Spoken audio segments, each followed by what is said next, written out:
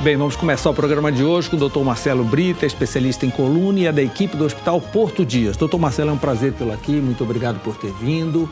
Bem, especialista em coluna, não tem nenhum ser humano que não tenha, ou teve, tem ou terá um problema de coluna. Olá, muito obrigado, sempre um grande prazer estar aqui com vocês. Na verdade, os problemas de coluna são muito prevalentes, né? São muito comuns. Então, é muito frequente que alguém, durante algum momento da vida, e até 70% das pessoas, na verdade, vai ter uma crise, uma dor de coluna. Não que isso signifique um problema de fato, mas um evento, pelo menos... Cada vez menor o problema, né? A gente vai Agora, ter. A cirurgia endoscópica, é assim que se chama? Isso, Veio facilitar muito, porque a gente imaginava, uma cirurgia de coluna, você abrir ali as costas e passar quanto tempo no hospital, era um negócio assim meio problemático, né? A cirurgia de coluna hoje, ela não é mais a mesma coisa, né? Primeira coisa que a gente precisa ter em mente de fato, a cirurgia, ela é uma exceção, ela continua sendo uma exceção. O último item a ser buscado. Eu costumava dizer que ela era a última coisa, a última opção. Agora ela não é a última, digamos assim, uma cirurgia endoscópica. Ela passa a ser a minha segunda, terceira opção dentro de uma gama de tratamento, já que a coisa simplificou tanto, né? Então a gente faz todo o tratamento conservador, adequado, a gente não tem uma resposta esperada, então a gente pode partir para um outro procedimento que hoje a gente consegue fazer de forma simples. Já foi uma coisa de cirurgia aberta e cortes grandes e sangramento e parafusos e aquela coisa toda. E hoje a gente consegue, na maioria dos casos de coluna, que são hérnias de disco, estenoses, compressões nervosas, a gente consegue resolver de uma forma muito mais simples, rápida e pouco invasiva, né, que é a cirurgia endoscópica. Quem já teve uma dor de coluna, eu já tive uma dor lombar, sabe muito bem do que se está falando, né? Quem ainda não teve, aguarde que vai chegar o momento. Isso faz parte da característica do bípede, né? Ele, por usar só duas pernas, um momento ele vai, logo jovem, aqueles que estão em academia, agora crossfit, tudo, eu fico olhando de longe, esse aí eu... Aguarde. Pagarão o preço. Pagarão o preço, porque é bonito, né? Quando está jovem, sai carregando tudo e assim por diante, mas depois vem o grande problema. Como é que funciona essa cirurgia, doutor Marcelo? Quanto tempo é o procedimento cirúrgico? Como é a pós-cirurgia? Bom, em primeiro lugar, a maioria dos casos continua sendo de tratamento conservador. Então, se você tem uma hérnia de disco, não fique preocupado. Na maioria das vezes, acaba sendo um tratamento de fisioterapia, medicação, melhora da postura, controle do peso. Em havendo uma falha nisso e a gente realmente indicando o tratamento cirúrgico e sendo um tratamento cirúrgico endoscópico, que é a enorme maioria dos casos hoje da nossa casuística, a gente passa a ter aí uma cirurgia geralmente de 45 minutos, 1 hora. Tão rápido assim? Na maioria dos casos. Às vezes os casos mais complicados podem chegar em 2 horas. E aí a gente tem um pós-operatório E tem algum preparo especial? Não? Chega de manhã, faz a cirurgia de manhã e sai à noite, é assim? Sim. Na verdade, o paciente passa cerca de 3, 4 horas no pós-operatório. Aí ele está autorizado a ir para casa após uma endoscopia, né, que a gente faz. Então, boa parte dos casos de anestesia local, a gente pode estar até conversando com o paciente enquanto a gente Tem alguma incisão no corpo? 5 milímetros de corte para a entrada da câmera. Então, a gente faz uma incisão de 5 milímetros, coloca a câmera, resolve o que precisa ser resolvido. E depois um band-aid? Isso varia. É engraçado, a maioria dos pacientes chega no consultório com um curativo com um band-aid. Aí ele fala, fiz uma cirurgia na coluna, levanta a camisa, tem um band-aid ali, assim. Isso é curioso, é interessante. E é motivo de risos às vezes, né? Mas é isso, o pós-operatório é rápido dentro do hospital, né? Em torno de 3, 4 horas o paciente está apto a ir para casa. E talvez de pós-operatório, assim, antes de voltar a trabalhar, depende um pouco. Na sua profissão, por exemplo, jornalista, trabalha sentado, 7 dias você está aqui trabalhando. Agora, se você carrega peso, de repente alguém que trabalha na construção civil ou um lojista que trabalha carregando estoque, esse tipo de coisa, a gente pede um tempinho um pouquinho mais longo, 45 dias, para poder voltar a um trabalho mais pesado ou a uma atividade física. Tem alguma contraindicação?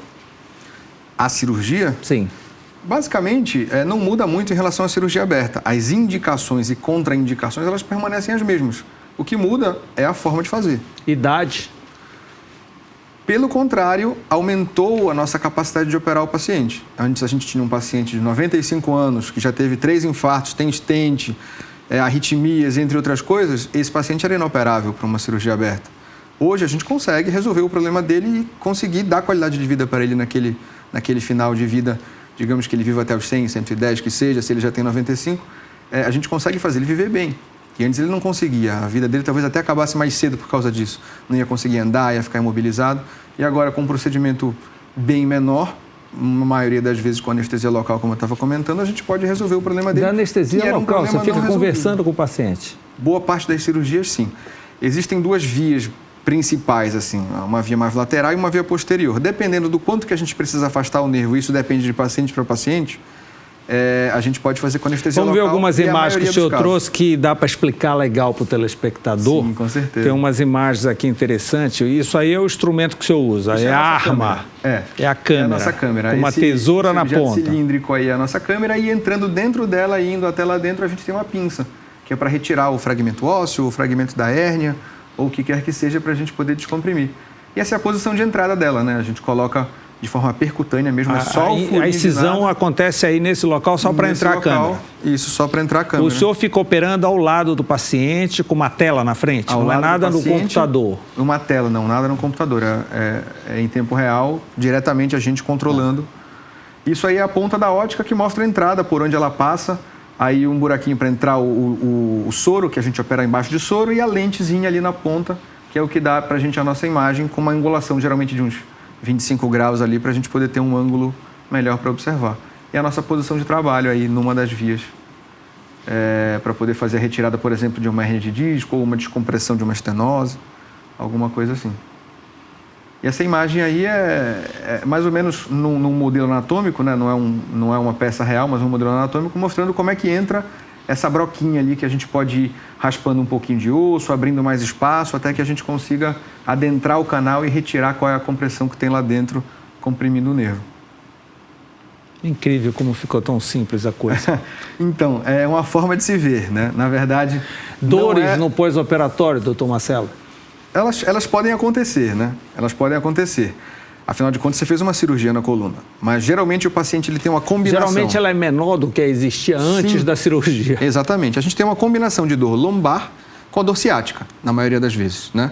Que é aquela dor irradiada que vai para a perna. Essa dor ciática ela acontece pela compressão do nervo. E a dor lombar acontece pela instabilidade local.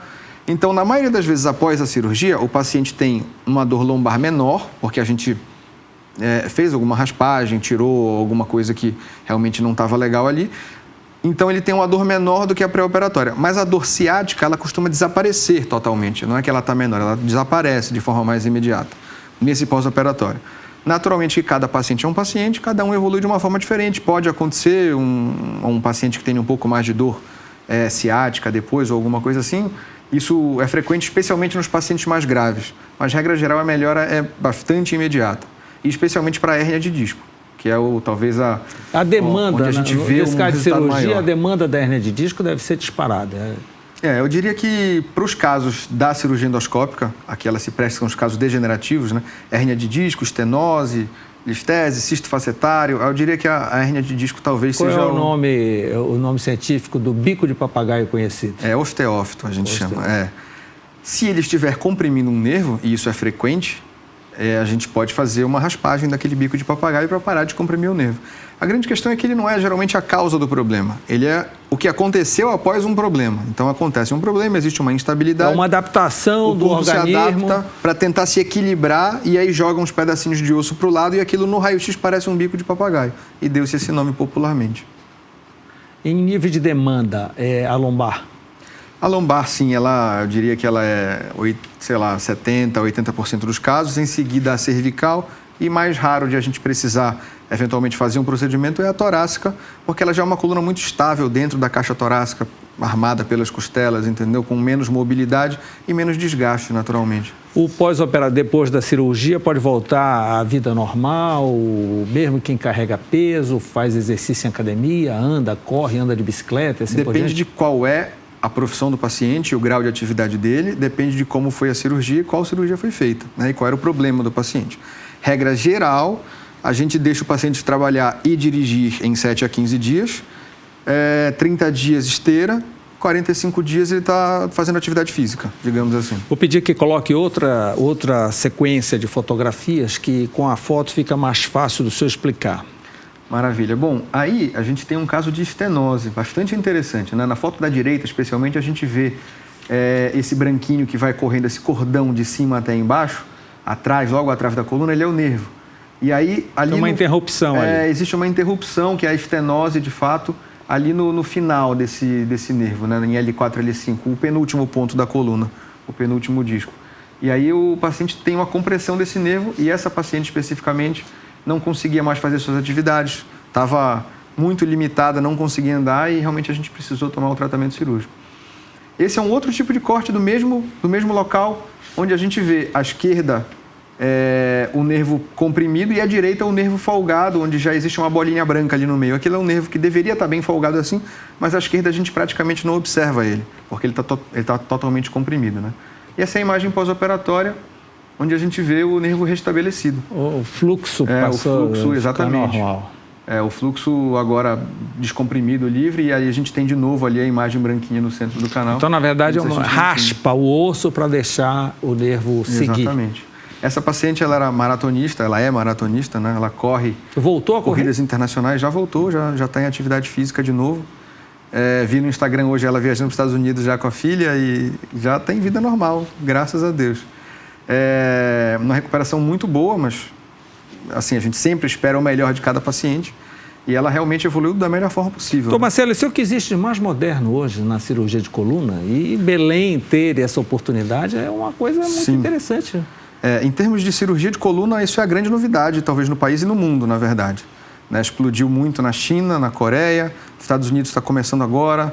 E no Brasil isso já é uma realidade há alguns anos, há uns 4 ou 5 anos. O senhor teve que viajar para fazer algum curso específico desse tipo de cirurgia? A formação é muito longa e especialmente para coisas onde a gente não tem uma técnica estabelecida e muito popular, a gente tem que procurar em outros lugares, né? Então a gente viajou para fora do Brasil, aprendeu, trouxe e aí vem brigando, né, com plano de saúde, mostrando que é bom, pacientes e sociedade médica, tudo mais, até que a coisa se estabeleça. E a gente chegou num momento em que semana passada teve o Congresso Brasileiro de Cirurgia de Coluna, em que todos os dias tinha aula sobre isso, blocos fechados só sobre isso, e todo mundo precisando entender, querendo começar e querendo correr atrás agora, porque realmente provou-se que não tem argumentos assim para a gente pensar na cirurgia. Não tem volta, porque o negócio tão seguro. Qual é o índice de êxito? O índice de êxito está igual ao da cirurgia aberta ou maior, né? Mas as consequências da cirurgia aberta, intercorrências, são consequências imensas. E riscos e sequelas e dor residual, né? Aquela dorzinha que fica no final, realmente as taxas são bem maiores, né?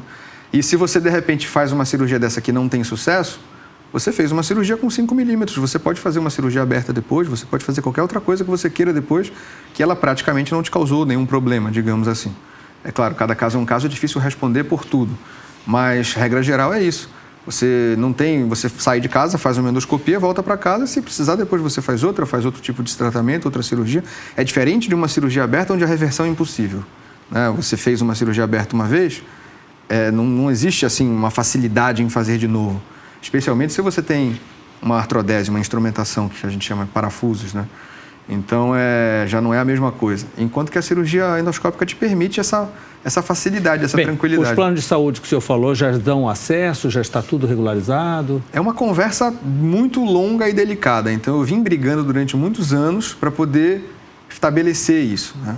Nós, e com a ajuda do Hospital Porto Dias, a gente conseguiu trabalhar com os maiores planos de saúde de Belém e a coisa ficou muito... O uso do equipamento deve ser mais caro, em compensação tem menos internação, não é isso? Pelo contrário, o uso do equipamento é mais barato do que a cirurgia convencional.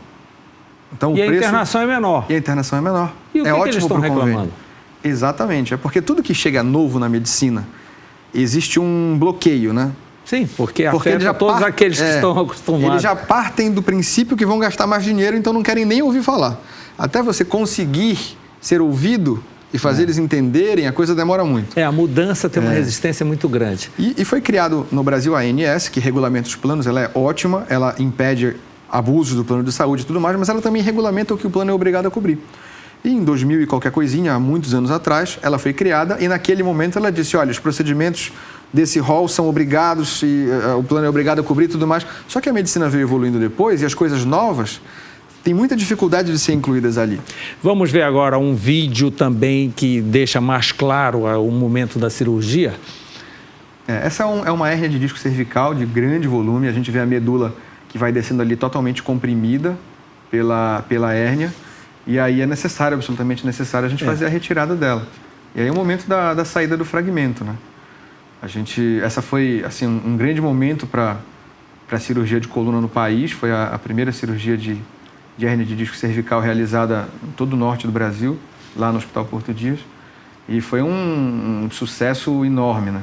Depois, claro, de toda essa preparação, não só técnica, mas também burocrática, com planos de saúde e tudo mais, fazer o procedimento se provar eficiente e com grande resultado, a gente conseguiu estabelecido como padrão e aí a coisa começou a fluir e a gente trabalha de forma muito tranquila hoje com esses planos de saúde.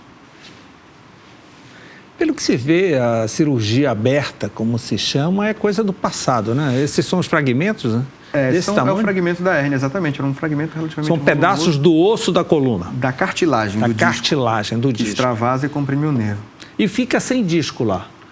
Não, esse é o disco que estava para fora. Esse estava para fora, já foi comprimido. O paciente permanece com o disco que ela tem, algo degenerado, mas você não precisa tirá-lo de lá.